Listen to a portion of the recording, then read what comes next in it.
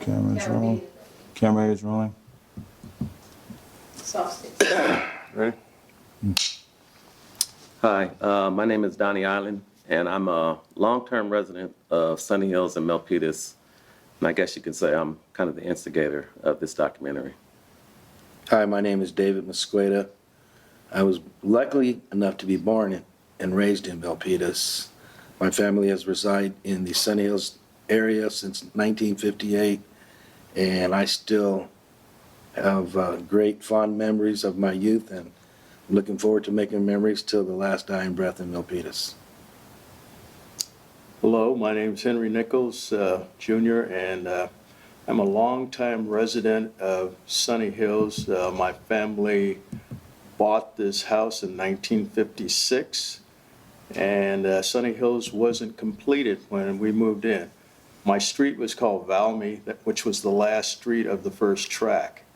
And so many fond memories and good vibes. So, why did I decide to do this documentary? I've always felt that our story needed to be told. There was something about growing up in Sunnyhills that I knew it was a special place. But it really wasn't until I graduated and started out into life, into the world, where I understood the impact that it had on my life. The close friendships that we had and still have to this day, they held me for so many years. There was something about it, and it wasn't until I read something on the website of the Sunnyhills United Methodist Church that talked about the history of Sunnyhills, and that's when the lights went on for me. I says, that is why that neighborhood was so special. And throughout this documentary, you'll hear stories. For me, it really laid the foundation for my life. The friendships, the sense of community, the family, the mentors. I mean, I can go on and on about my experiences there. But I truly believe, especially being a born-again Christian, and I believe this with all my heart, that God put his hand on Sunnyhills, and he says, I'm going to use this community to show the world about what living in unity is all about. We don't have racial hangups here. We love each other, and we got to learn and experience other races, cultures, even religions at an early age. And I think that was key to our upbringing, because racism is taught. You know, you're not born with it.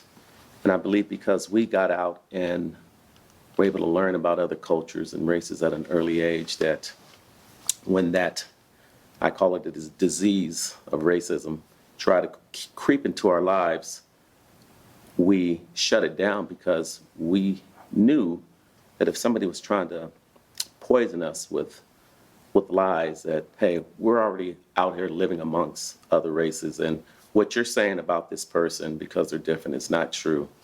So for me, that was key, really laying the foundation for my life.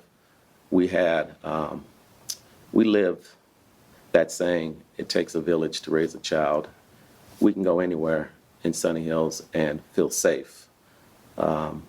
Parents corrected us, you know. They wanted us. I always say that it's hard to be a failure in Sunnyhills, because you had so many people pouring into your lives, investing into your lives. So you can walk down the street and, you know, somebody might drop a little knowledge on you. You go around the corner, somebody show you some love, always encouraging you to be your best. And that spirit is very much alive to this day. Most of my friends, I'm 56 years old, most of my friends I've known over 45, 46, some 52 years, and we're still tight to this day. And I know that I talk to a lot of people at work, and they're like, wow, Donnie, you still friends with people from your childhood? I said, the majority of my friends are from my childhood, and that's how special that place is. So Throughout this documentary, you're going to hear so many stories of the love that was shared there. And I really also wanted to do this documentary to honor, I call them the Sunny Hills forefathers, who helped establish Sunny Hills. Ben Gross, Dave Volberg, Mort Levine, Oliver Dunbar, Oliver Jones, and Albert Augustine, all who lived within blocks of me. And when you hear this story, you're going to be amazed. Thank you.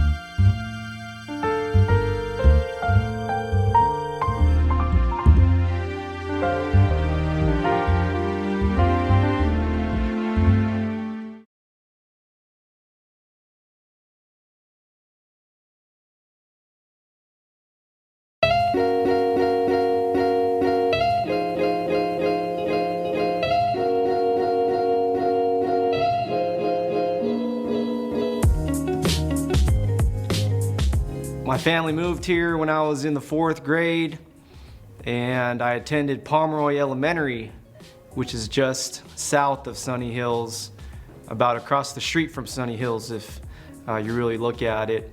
And that's when I was first introduced to the Sunny Hills community and all the great people and the families that comprised what Sunny Hills is, and a place where people, black, white, Latino, even Asian Filipinos got together, and it was just one community that is united. And so that's my experience with Sunny Hills, and it's been lasting my whole life. I'm 33 years old now and have the opportunity to serve as the mayor of Milpitas, and everything I just talked about, all the relationships and the families and the unity is still there. It's stronger than ever. It is amazing. Every time I drive through Sunny Hills, I appreciate the history and what led to the unity. And in talking about the history of Sunny Hills, you talk about the history of Milpitas. Sunny Hills is the first neighborhood in Milpitas, one of the first neighborhoods. I know there are a couple, but I know Sunny Hills was right up there. And Sunny Hills was created to provide housing for a lot of the workers at our Ford factory here in Milpitas, the world famous Milpitas Ford factory, which is now the great mall of the Bay Area, the largest mall in Northern California with over 220 shops. My parents came to Milpitas in 1959, and we were one of the very first Chinese families that moved here. I had an aunt and an uncle that moved over here in Dixon Landing in 57. And the reason we moved out here is because we're all flower growers. And so during that time, there was a lot of free land.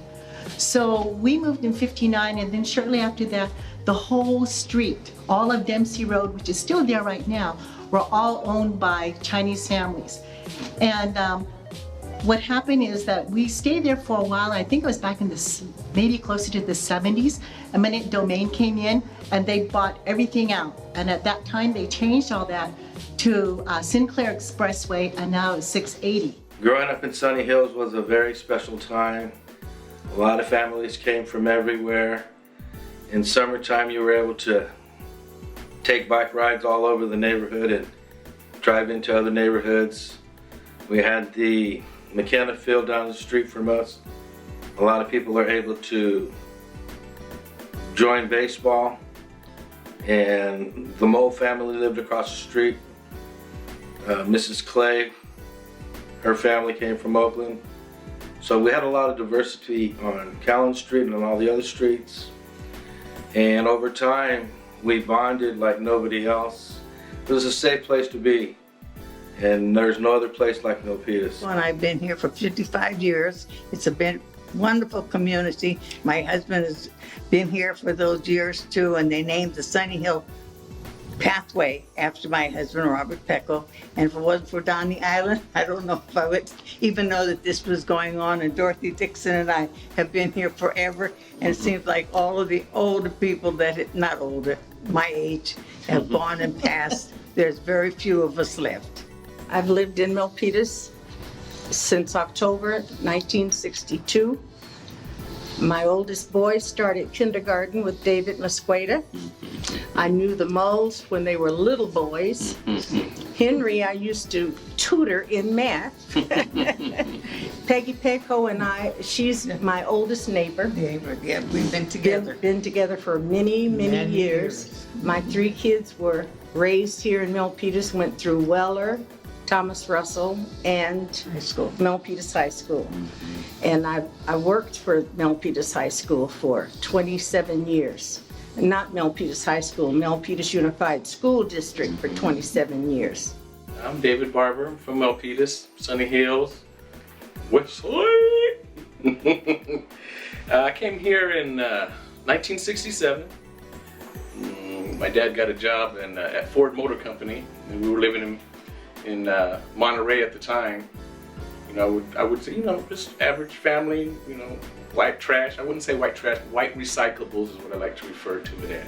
The United Auto Workers were a part of the Ford factory representing the labor union, and there was a leader, one of the greatest leaders in the history of our country on a local level, on a labor level, and later on a national level. But Ben Gross was the leader of the UAW, and he fought and advocated and worked tirelessly for civil rights, and in particular he was fighting for housing rights, which is really one of the most basic needs for any person or community, which is housing.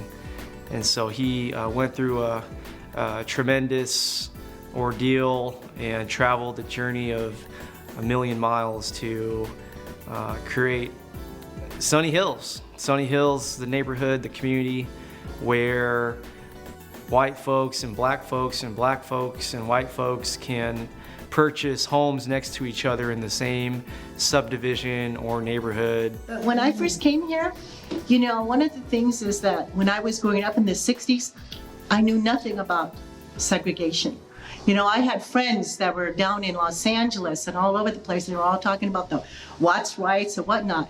But I had nothing. And I think for myself, I think we were just living in a bubble.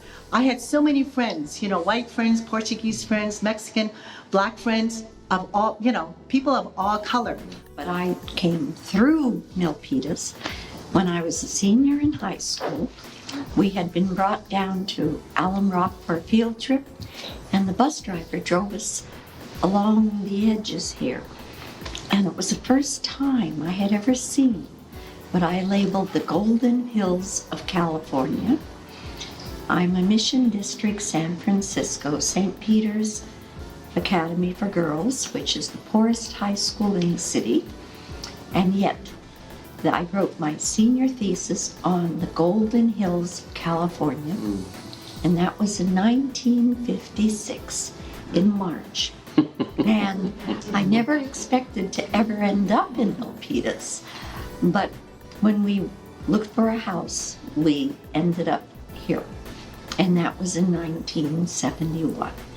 Where I grew up, we were the only white family in the whole neighborhood, and my friends said they were coming to the colored kids' house. It was us. So race was always an issue there.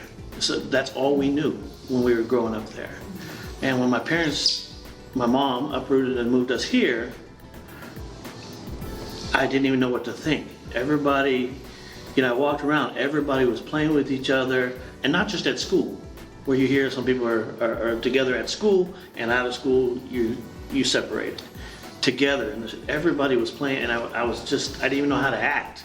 My brother, we have another brother, my late brother Otto. He was everything. He was everything as far as like our childhood, as far as playing sports in the streets and running up and down the streets, getting kids of all races. It didn't matter. I mean, we didn't know what we didn't know. We grew up in that kind of environment, just like everyone loving each other. I mean, my mom, single parent of 5. We just love playing with each other. Like again, like what Scott said, taking something from him. It was at school. It was at school. It was at home. We played up and down the streets together. Baseball, football, didn't matter what it was. I learned a lot of things, but the most important thing that I learned growing up in Milpitas was the tight-knit nature of Milpitas in general. And I didn't really understand it because I was young and, we're riding makeshift go-karts and stuff, so, we were living in the moment. But as we grew older, and we started to learn things like respect for others, consideration of people's property, just basic human things like dignity and integrity and all this kind of stuff. And as I grew older, I started to become a little more acquainted with those concepts, and I took it with me later in life. And the reason I mention it is because it taught me the difference between 2 words that were most important, that brought me back from a very dark place. Bear with me here. The difference between principles and values is what I learned in Milpitas. Principles don't change. The things that I learned from all of you didn't change. And so when I was in that place, those principles are what brought me back. You can value money today. You can value a fancy car. You can value, other things that you shouldn't be doing. But principles don't change. They'll be the same as they are today, as they will be a year from now. And that's what brought me back, because I know that people still cared about me. And all of you that know my background know that it's not a genetic thing, it's a family thing. In my days, I moved in Milpitas in 1956, but you can ask for a better place to live.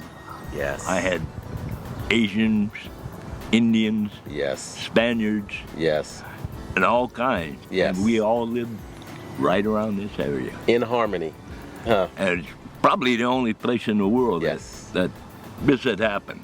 Yes, I agree. And we showed this world that it can be done. Yes. And we did it. That's right. No gangs fooled with us, let alone we had a damn good police force. Yes, we did. Yes, we At the did. time. Yes, we did.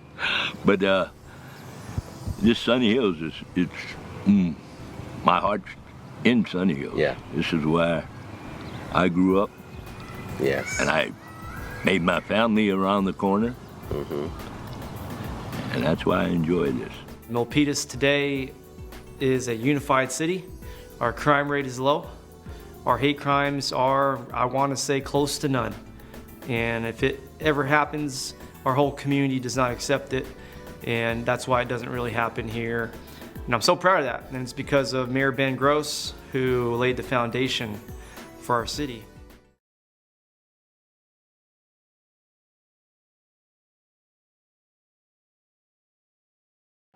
He was born in 1921 in Pine Bluff, Arkansas. At age 4, his father was killed in a dispute with a white farm worker owner. He had made an agreement with the owner to pick his field of cotton. And payment was agreed upon was a donkey, because he needed a donkey for his own farm. So after completing picking the field, he took the donkey home. The white owner came to his house and wanted to take the donkey back. They got in an argument about it. He pulled out his gun and shot my grandfather dead. So my father started life really without a father. Later in school, when he was in high school, he had a white friend and they wanted to go see a movie. They paid for their tickets, they walked in, and they wouldn't let him go on the first floor. They had to go sit up in the balcony. He was 17 years old and saw the injustice of that at that early age and organized a boycott of the movie theater to change that policy. So that was his very first act against civil disobedience. In 1946, he moved to Richmond, California, and took a job at Ford Motor Company. Then Ford Motor Company hired blacks, but they were all put in the paint department. Why? That was the most hazardous place to work. And no one white wanted to work there because of the chemicals, the smells, everything was wrong. They just had one pair of cotton gloves that had to last them a week. But one thing grew out of that. Since there were only blacks in the department, and they had to have a union rep represent them, my father got elected to be their union rep within the first year of starting to work there. His progressive ideas ended up him being elected the first black in the United Auto Workers to become a bargainer. A bargainer is a plant-wide office, and the bargainers are the ones who negotiate the contracts.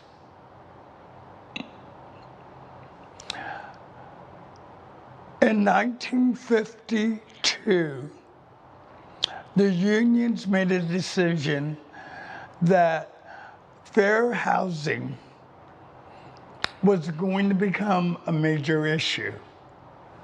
My dad at a convention of all the delegates in Long Beach, California, hand-carried a proposal that would authorize the union to spend time and money, battling for fair housing for all their employees.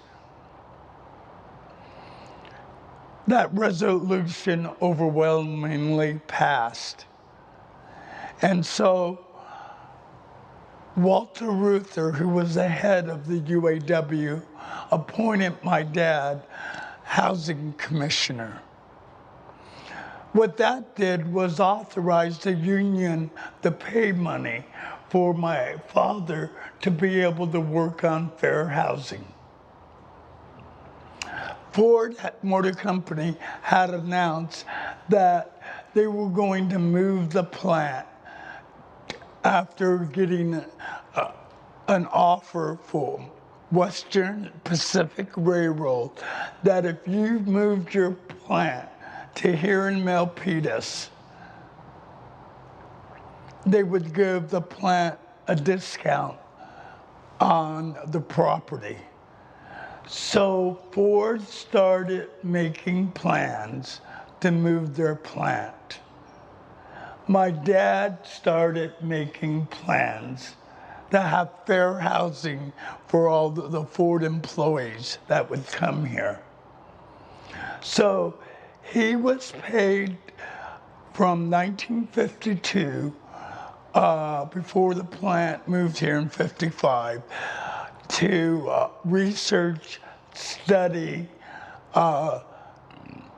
about the fair housing laws, HUD, housing and urban development, and started making plans for interracial housing here to make it be the first planned integrated city community in the nation. He had many battles with that. He had the battle, the county had the battle, the city had the battle, the contractors had the battle, the builders.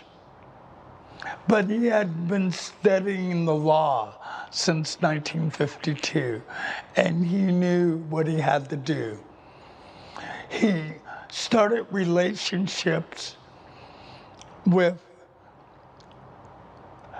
different groups that would also want to support integration and fair housing.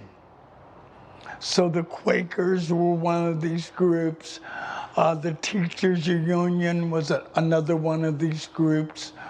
And it was all planned on how can we make this work. The contractors, there were 63 homes already built in Sunnyhills. They would not sell any of those to Negroes because it was in the covenant that wasn't allowed. And it's only because of Arnold Hughes that he knew that. So he had to come up with a strategy to be able to change those laws in the deed.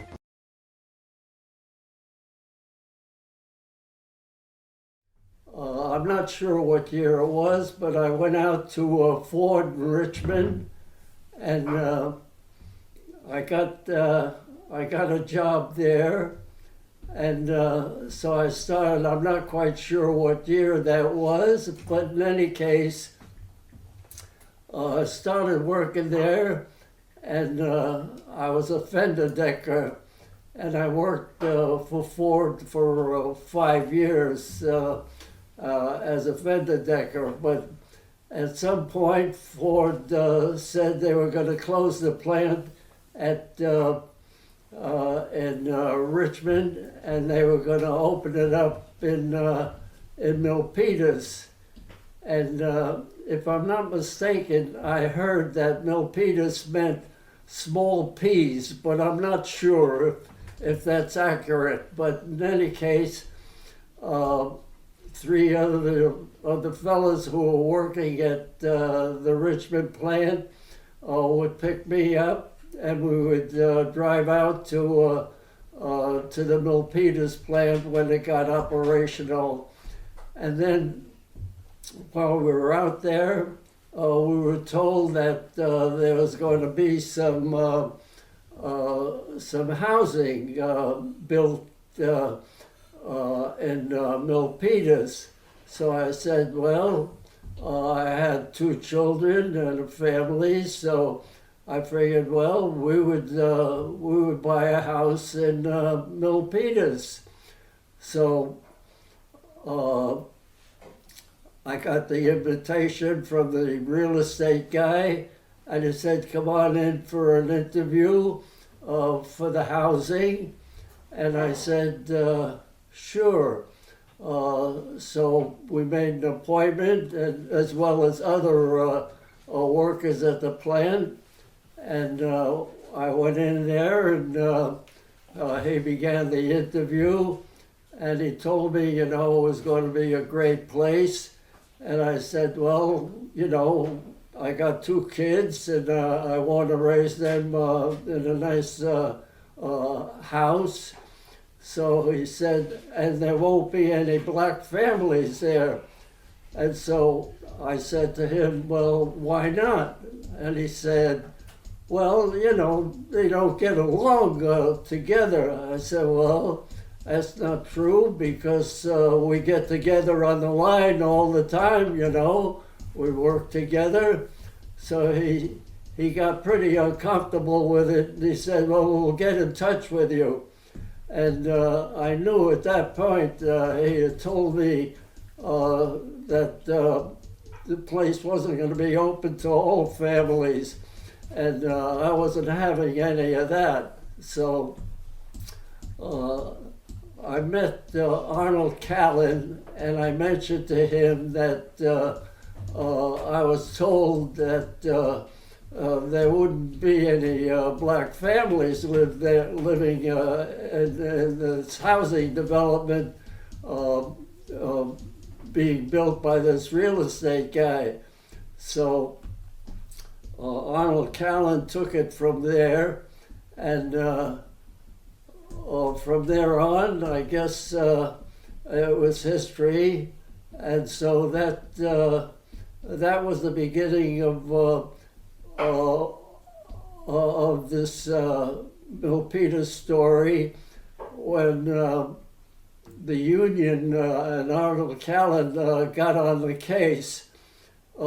They had somebody come out from the Detroit office who worked with Walter Reuther, and I made a deposition at that time that this real estate agent had told me that there would be no black families there. So I signed those papers, and I just went about my life and you know, worked at the Ford plant, and I think, you know, that that was sort of the beginning of developing the housing development sponsored by the union. So, from my point of view, that was the right thing to do, and. You know, I had been a veteran of World War II, and we were fighting, you know, the Nazis, and they were the ones who were trying to, or they were killing off not just Jews, but everybody else. So I felt what I had done was the right thing to do. So that's my story, and Thomas Russell was the first middle school, and what happened was everybody from all the other housing tracts in Milpitas, or all over Milpitas, we all joined here. And this is how we met people from all over Milpitas, because this was the only junior high school. Right. Different races, different nationalities. My parents moved to Sunnyhills in 1956. We were the original owners of a house which was unheard of back then, especially being a minority. And Sunnyhills was very, very different from what I was used to. I lived in Richmond. We moved down from the Ford plant, when the Ford plant moved down. So it was like we had my next door neighbor was Caucasian, neighbor on the other side was Caucasian, neighbor up the street was Hispanic. We had all kind of nationalities around. Everybody got along, and everybody treated you like your own family. My dad was actually, he was a young kid, like 15 years old, and joined the guerrilla forces, and he actually was in the war, World War II. He joined when he was a kid. And then he actually went to the Navy. When he went to the Navy, he never met any other races, but actually Filipino. So when he was in the Navy, he had met a few black people and a few white people, but he really didn't get along with black people at the time, because he was put actually in the same room as a black guy, and they just didn't get along. They would fight over little things, this and that, and one day even my dad had the guy that was that he was rooming with was working in the kitchen, had served him some food and put it on his tray, but threw it at him. So my dad got upset and they started fighting, and they fought all over the ship, went all over the ship, and they just totally hated each other. But one day my dad was getting picked on by these 4 white guys. My uncle was telling me the story, was getting picked on by these 4 white guys. The 4 white guys are beating him down, calling him names, calling him jungle monkey and all these, you know, bad names. And so what happened was the guy that he roomed with couldn't take it. Although he didn't like my father, he couldn't see someone getting abused like that. So he actually helped my father. After that, him and my father became good friends. Then, you know, that went on for years. They were friends for a long time. My dad, when he got out of the Navy, he moved. I mean, he was looking for a home to actually rent all over the Bay Area because they had come to Moffett Field. They traveled all over the world. When they came to the Bay Area, they were looking for a place to live. So my uncle had lived here, and he said, there's a place that they will allow you to live. And my father said, what do you mean allow you to live? So the neighborhood, he says, is very, very cultural, and it's different. There's a bunch of different ethnic groups there, so you'll fit in. And so when my dad went there, he came to the neighborhood. There was an array of people. My dad, he actually felt this could work for him. So they purchased a home there. It was like, I think it's 1969, I believe. So something like 1969, they moved there. From there, my mom, she just moved with him from the Philippines, and she never seen any other races. She was actually afraid. But my dad had explained to him that they're just like us. They're just here struggling, trying to make something work. Growing up as the mayor's granddaughter, I never really, paid, much attention. I knew it was an honor, but, over time when people in the community would, talk to me and tell me things about my grandfather, I felt really special. I have made many friends in the community. I played baseball with Mrs. Dixon's son. I've been kicked off of Henry Nichols' lawn several times. And I just know that even though I do not live in this community currently, it always feels like home when I come here. And when I leave, I actually feel pretty sad. So while the building and contractors were doing everything they could do to exclude Negroes from being able to move here to Milpitas and Sunnyhills particularly, my father worked on his own strategies. And one of the strategies was involving the Sunnyhills United Methodist Church as his army. He was a founder in Sunnyhills United Methodist Church. By being a founder, that means that our pickup truck was the church. Every Sunday he would drive it down to Dixon Road and the main road. And this is back in 1954, 55. And the minister would stand in the back of the truck. The people coming there would bring their lawn chairs. And that would be our church service. Later, when the UAW hall was built in, even before that, after the pickup, there was an old airplane hangar, but it was rat infested, corroded, and they spent time cleaning it up. And that became the temporary church. Then later, when the UAW Hall, United Auto Workers, was built, that became the home for United Methodist Church until I think in 1957, 58, the church actually got its own building still on Dixon Road. All this time, all these battles had been going on with the county contractors.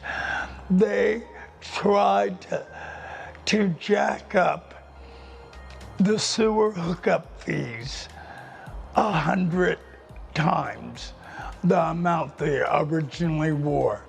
So it would add to the cost of a home by another $6,000. And the home was only gonna be $10,000. Then they were gonna put $6,000 sewer line hookup charges on it. To fight this, my father recruited from the United Methodist Church the members there.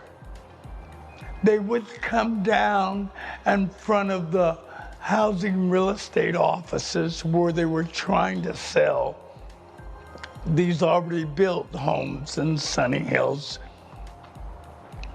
He would bring kites for us kids, and we would have kite flying. That's all, and I'm about 5, 6, 7 years old, flying kites, having fun. But all the time, the cars passing down Main Street would see 40, 50 kites up in the sky and go, what is this about?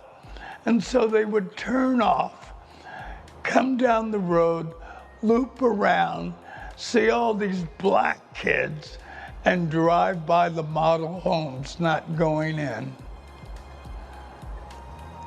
Later, I found out that that was one of the major concessions that the building contractors wanted in the negotiations with my father. Stop those kids from coming down and flying the kites.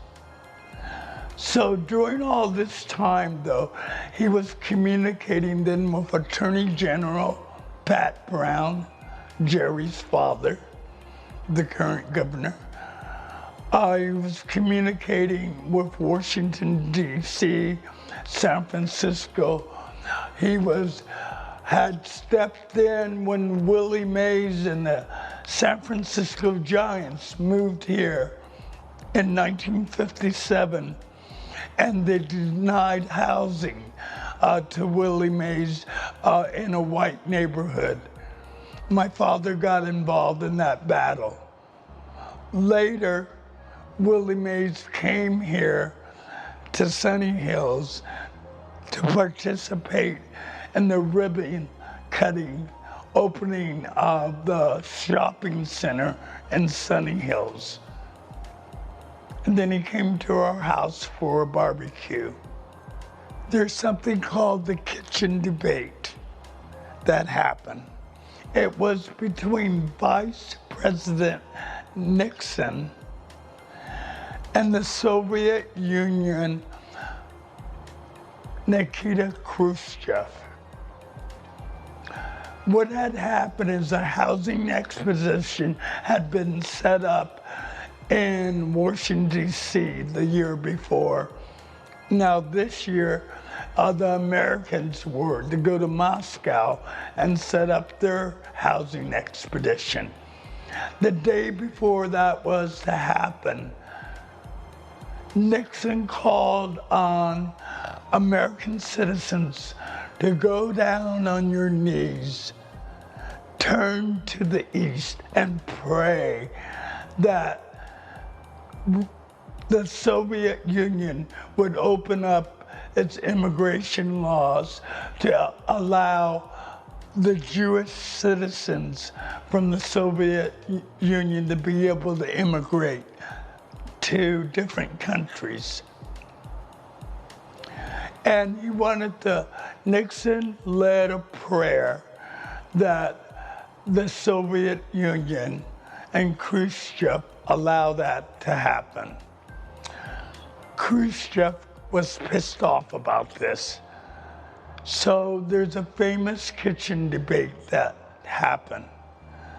But it also woke up America when Khrushchev said to Nixon, being covered by ABC, NBC, and CBS, only 3 channels then, tell me, what is the difference between how you treat your Negroes and how we treat our Jewish citizens?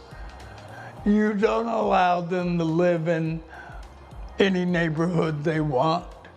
You don't have any integrated neighborhoods here. And my father yelled at the TV, yes, we do. So he got a hold of Walter Reuther, and a message was delivered that an invitation for Nikita Khrushchev to come to United States and see an integrated neighborhood in Milpitas. Russia had been wanting to build its first assembly plant and had been talking to Ford about that. So they did come here. And after being told they couldn't go to Disneyland, they came to IBM, the Milpitas Ford plant, and our home in Sunnyhills. Us not knowing a lot about, Mr. Gross, and what he was doing for the neighborhood, we were just young kids. We didn't really understand a lot of that. We were just playing kids. We met a lot of different nationalities. We hung out. We never knew nothing about color, race, anything like that. All we knew, we were just friends. We were just us playing in the sand, in the park, just having a good time. We got older, as we became adults and teenager adults, we now understand what Mr. Gross has done for our neighborhood. We've met a lot of good friends. I got friends that, that spend 20, 25, 30 years that we still hang out to this day. We hang out. Donnie's done a lot to keep that, going with us by starting that old school party with us. And that's one tradition that he started, and we love that thing, and because that's when all of us get together and have a good time, and our kids get to see our other friends that we grew up with, our friends, kids are kids with ours, and they all call each other cousins, family, and that's a great thing, and that all started because in Sunnyhills, So one of the things that I learned later on in life, when I was 18, I graduated high school, and pretty much my whole life was in Milpitas, was when I started working. And the first job I got, it was working out in Sunnyvale. And so I'm in the workforce now, and one of the things I realized is I was working with mainly white people, Caucasians, which for me it's, I'm white, I'm Caucasian, so it's no big deal. But one of the things as I started working there and meeting people, one of the things that I noticed is that what I grew up with in Milpitas was not everywhere. And you start realizing that, wow, you're starting to meet people. You let them know that you have black friends, Latino friends, the type of music you listen to isn't so much what they would stereotype you as. And I wouldn't say it made me feel uncomfortable, but it was an eye-opener, because I realized, wow, I'm different. I grew up in a different atmosphere. This isn't cool. And but I'm pretty easygoing. I'm not the kind of guy, I'm not a troublemaker or anything, so I get along with people pretty well, so I'm able to adapt and everything. But the one thing it struck me, and it stayed with me, was what I grew up with in Milpitas was not widespread. And so I appreciate the fact that God put me there, because later on in life after that, and just going through that experience, but learning that people are people, and that but the last 18 years of my life, I've been working in San Francisco with it's diversified. So I'm very, very comfortable there. I live in Sacramento now, very diversified. So it's almost like God brought me to places that He knew I'd be in later on in my life, and He's already prepared me for it, because I'm able to get along with everybody. I had the job of notifying the people before the Russian delegation, because they were going to look at 5 homes in Sunny Hills. 2 of them white, 3 of them black. The Dixons were our next door neighbors, Betty and Norman, and their 2 kids, Diane and Elizabeth. Down 5 houses down the street were the Butlers family. 2 blocks over were the Dunbars family. So I knew that the Russian delegation was coming. My father had given me a job, and that job was to go ahead and let the next family know that the delegation would be coming to their house. I'd set up my bike by blowing up balloons, wrapping them around my fenders.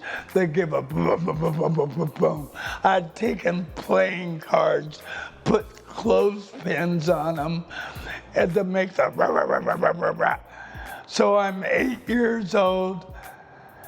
My dad goes and tells us, go down to the Butlers. And all I could think of was, to arms, as I'm pedaling down the road. The Russians are coming, the Russians are coming. I shouted out, put Sunny Hills and Milpitas on the world map. We started getting groups of people from all over the world to come to Sunny Hills, to come to Milpitas, to see the first planned integrated neighborhood. Later, my father led a delegation to the Russia, Soviet Union, Czechoslovakia, Yugoslavia, and it was all to promote how to get along better with all people. They talked about how to build cities, parks, sewer lines, electric, schools, communities that would work together to move forward. When they got to Moscow, they had an invitation to visit the Kremlin. And the State Department said, why are we getting an invitation to go to the Kremlin? You know, we've never had that happen before with our people-to-people tours. And they were told Nikita Khrushchev and my father were friends. So that's why they got an invitation. I can remember early on that Chief Murray, and I should tell you something about Chief Murray. He was chief of police. This used to be the city hall at one time for 30 years. He was the first, Milpitas was the first police department that required a degree from its police officers. It was the first police department that did psychological screening for police officers. It was the first police department that put women on its SWAT team. It was the first police department that did away with height and weight restrictions that could exclude women. You know, it had so many firsts. Chief Murray would come over our house weekly and discuss the ongoings of the city with my dad.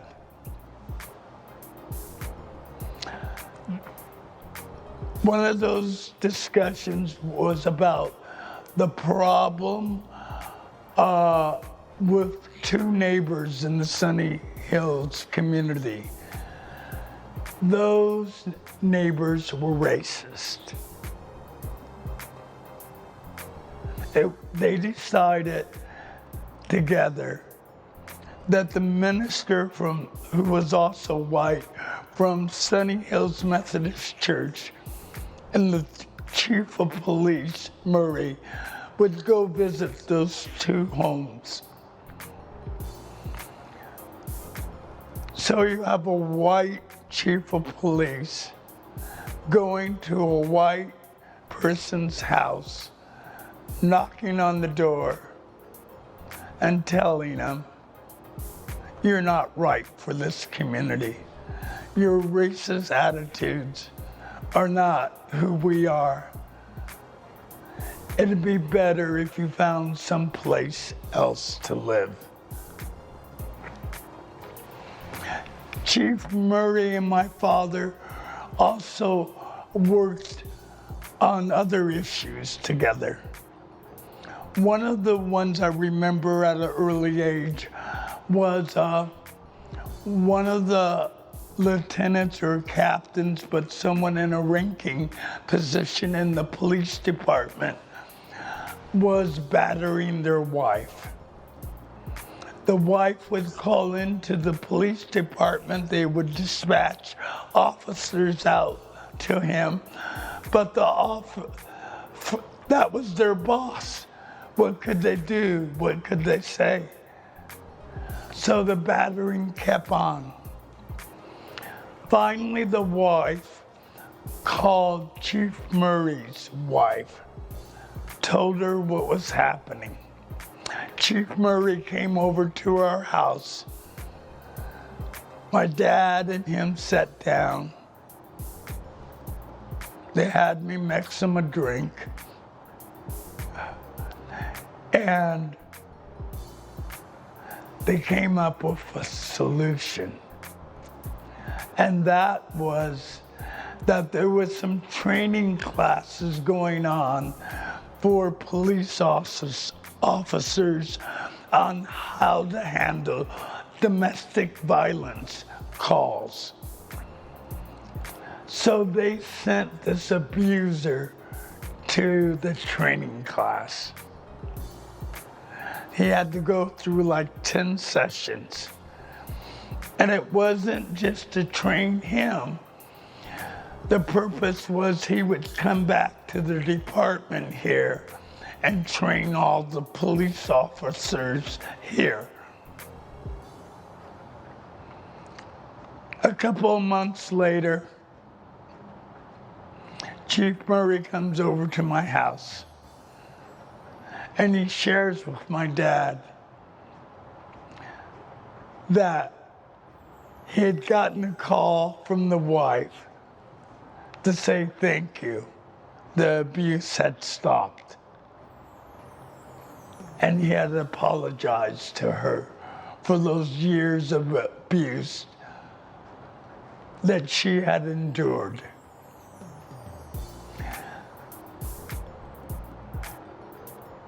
They were so excited about it. They're like dancing and hooping and hollering because here they had found a different way to treat a problem in a positive way. It was a win-win for the wife, the city, the department, and Chief Murray made a huge difference in what this city became. Later, Chief Murray went to China to retrain the police department in China.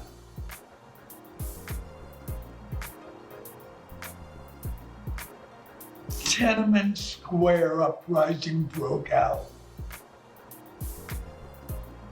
And everything just reverted back to how Chinese would react. They bought in the troops, they killed the people, and Chief Murray left. Later, when I saw him in the hospital, he felt that was one of his biggest failures in life.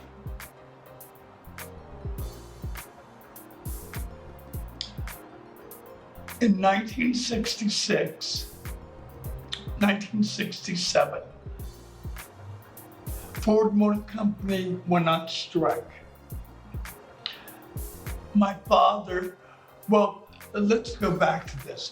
In 1958, he ran for sewer board, ran again sewer board 1961.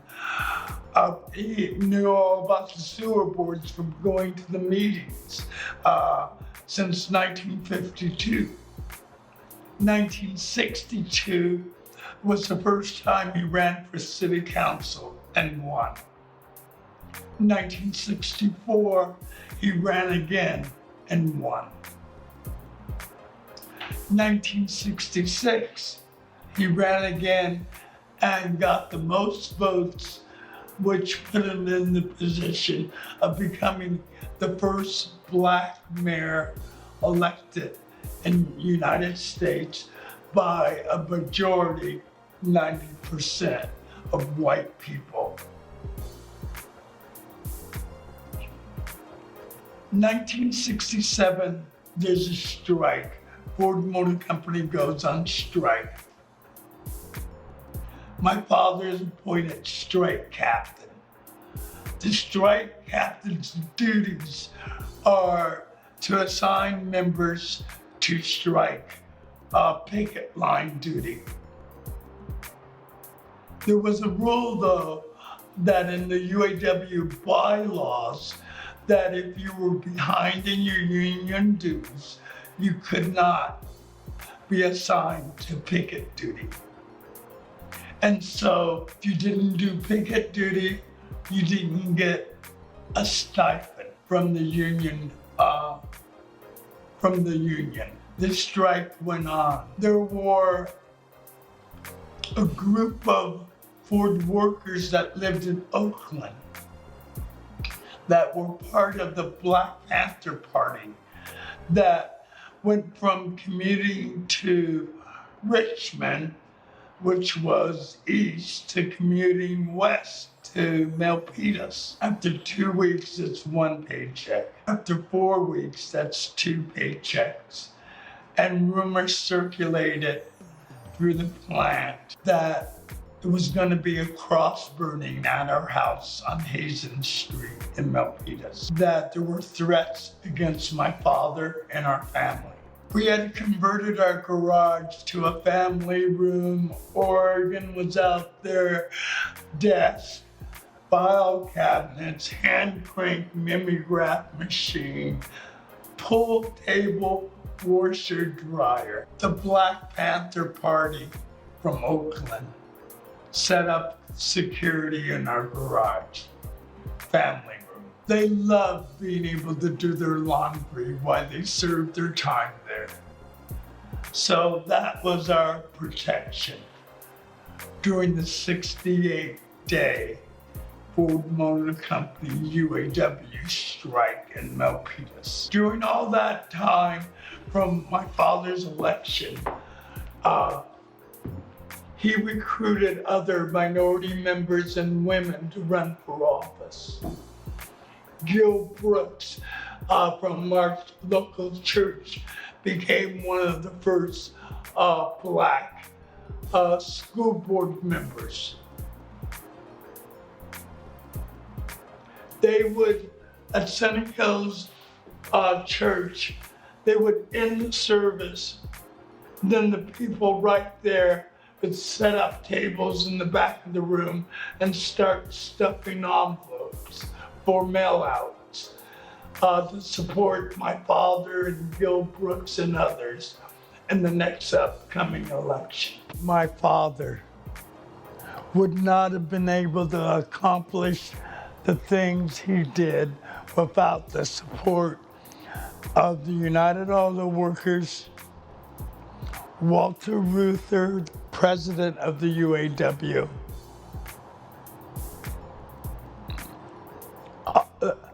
There were so many families that had an everyday role. The Joneses, the Jeffersons. Margaret Scott was my father's campaign manager. These people met on their own. They brought their neighbors and friends and families into it. They came over to our houses. We had barbecues that were fun for the kids, while the adults could organize, strategize of what the next step could be. Mort Levine became a spokesman. He was the publisher of the Milpitas Post. He both supported my father and also supported his paper by the stories he could write about that no one else could write about because they weren't here or didn't know about it. But after Mort publicized what was going on, Time, Life, Ebony, Jet, State Senator Al Alquist, Congressman Don Edwards, Lieutenant Governor, governors, attorney generals, all got involved. It was a great mutual support. They looked at this as we can be the light for others to follow.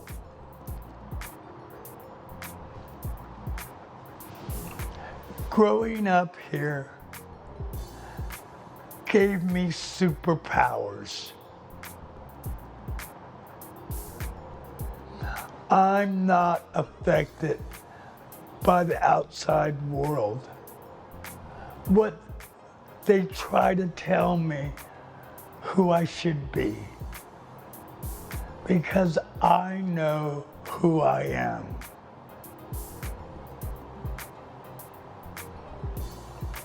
One of the main things I feel that I know my father insisted on was that the family has dinner together. Eating dinner together was mandatory. No excuses. Looking back on the meals we shared, going around the room, sharing our day, each of us, I realized gave me the basis of who I am today. I'm free. I have the power to create my own reality. Whatever I choose for that to be. My father and my mother were both so compassionate, kind, inclusive. My mother worked the Sunny Hills Co-op office, which was on the second floor of the UAW hall. She kept a little slush fund there where people would throw an extra quarter in. with your house payment only being $88, it didn't take that many quarters to pay for it. So if anyone ever had a problem, a struggle, they would use the little slush fund to make a house payment for them.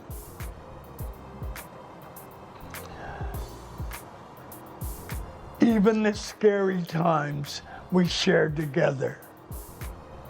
I can remember when Sputnik flew overhead. All the neighbors came out in the street. They're all pointing up in the sky as the satellite orbited across the horizon. No one spoke. No one said a word.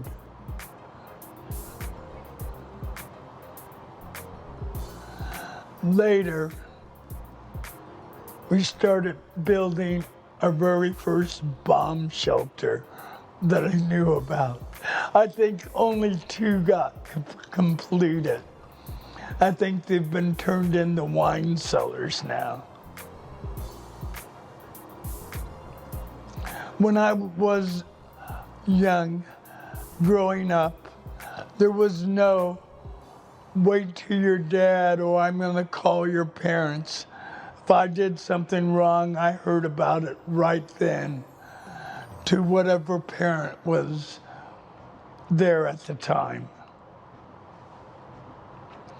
We called our teachers Mr. and Mrs.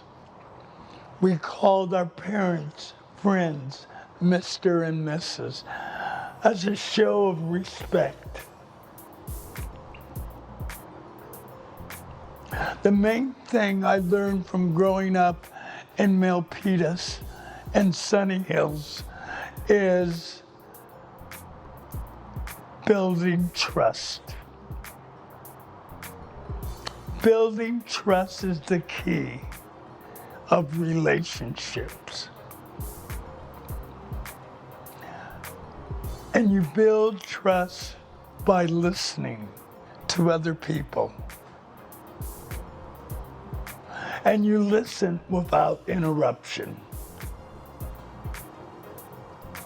Even when they pause. You listen without forming arguments in your head. How they're wrong with how they said that, or how you're gonna counter that point. That is not listening.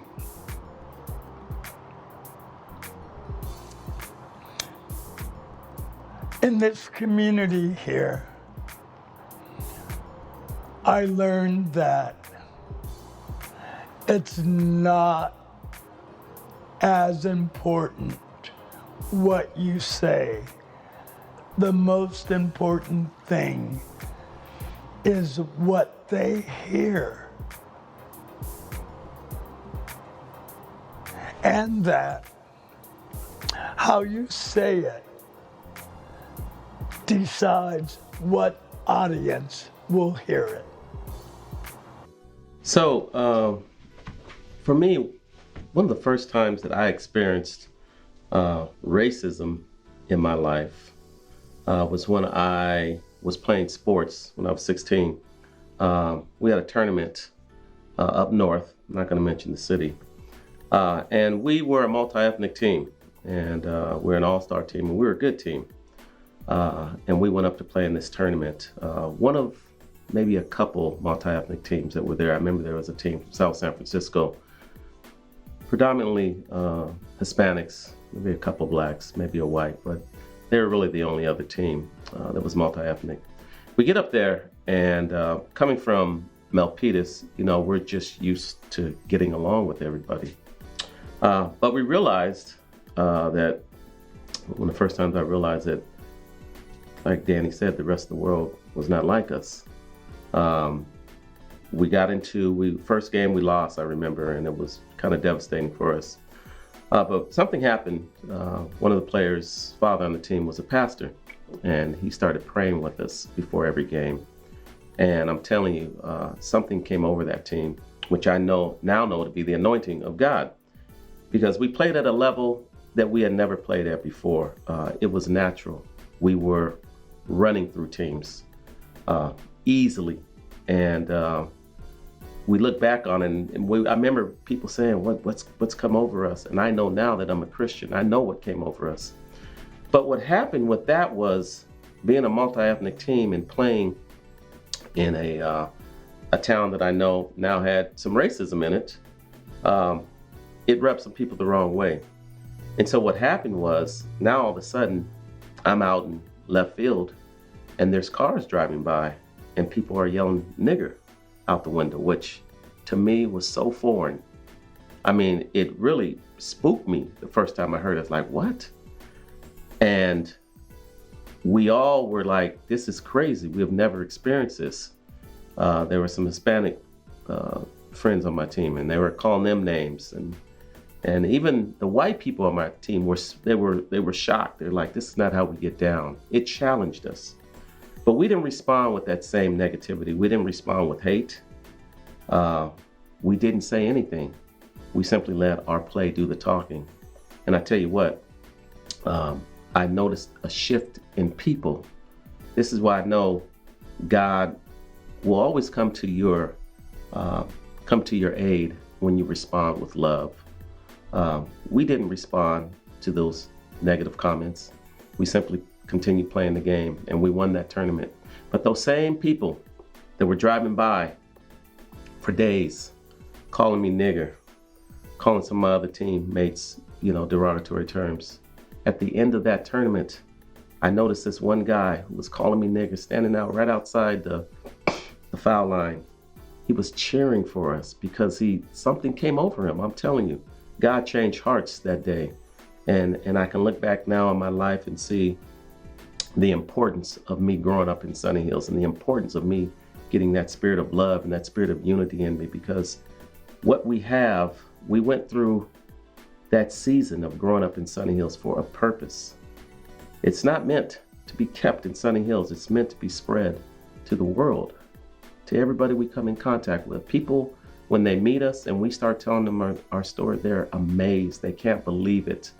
Like I can't believe you're friends with people you went to elementary school. Majority of my friends are.